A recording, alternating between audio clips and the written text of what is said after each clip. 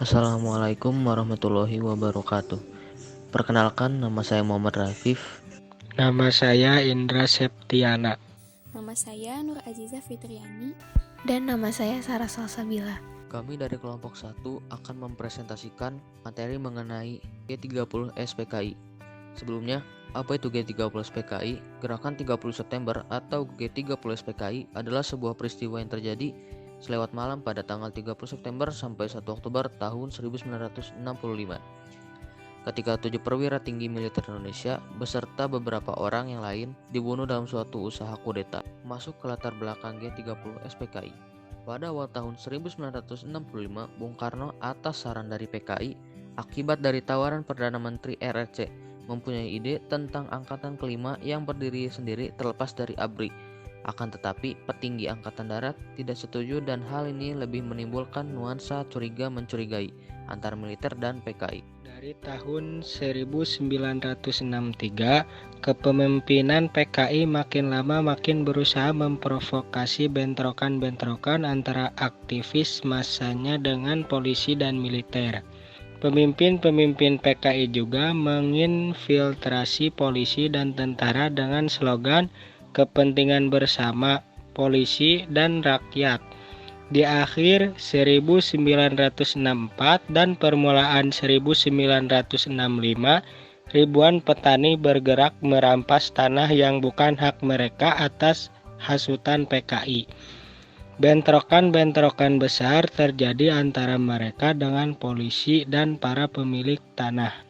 Peristiwa pada 1 Oktober 1965 dini hari, 6 jenderal senior dan beberapa orang lainnya dibunuh dalam upaya kudeta yang disalahkan kepada para pengawal Istana Cakrabirawa yang dianggap loyal kepada PKI. Dan pada saat itu dipimpin oleh Letnan Kolonel Untung. Panglima Komando Strategi Angkatan Darat saat itu, Mayor Jenderal Soeharto, kemudian mengadakan penumpasan terhadap gerakan tersebut. Keenam pejabat tinggi yang menjadi korban karena dibunuh dalam peristiwa G30 SPKI adalah 1. Letjen TNI Ahmad Yani, Menteri atau Panglima Angkatan Darat atau Kepala Staf Komando Operasi Tertinggi. Yang kedua, Mayor Jenderal TNI Raden Suprapto, Deputi 2 Menteri atau Panglima AD Bidang Administrasi. Yang ketiga, Mayor Jenderal TNI Mas Tirto Darmo Haryono, Deputi 3 Menteri atau Panglima AD Bidang Perencanaan dan Pembinaan. Yang keempat, Mayor Jenderal TNI Siswondo Parman, Asisten 1 Menteri atau Panglima AD Bidang Intelijen. Yang kelima, Brigjen TNI Donald Ishak Panjaitan, Asisten 4 Menteri atau Panglima AD Bidang Logistik. Yang keenam, Brigjen TNI Sutoyo Siswomiharjo, Inspektur Kehakiman atau Auditor Jenderal Angkatan Darat. Jenderal TNI Abdul Haris Nasution yang menjadi sasaran utama selamat dari upaya pembunuhan tersebut. Sebaliknya, putrinya Ade Irma Suryani Nasution dan ajudan dia, Lettu CZI Pierre Andreas Tendian, tewas dalam usaha pembunuhan tersebut. Para korban tersebut kemudian dibuang ke suatu lokasi di Pondok Gede, Jakarta yang dikenal sebagai Lubang Buaya. Mayat mereka baru ditemukan pada 3 Oktober.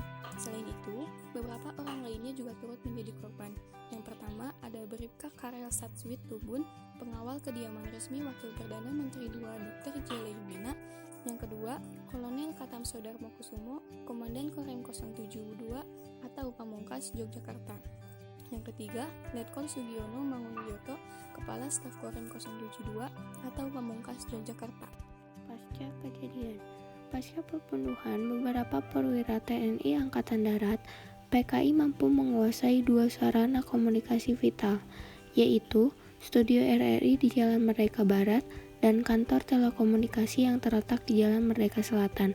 Melalui RRI, PKI penyiaran pengumuman tentang gerakan 30 September yang ditunjukkan kepada perwira tinggi anggota Dewan Jenderal yang akan mengadakan kudeta terhadap pemerintah. Diumumkan pula terbentuknya Dewan Revolusi yang diketuai oleh Letkol Untuk Sutopo.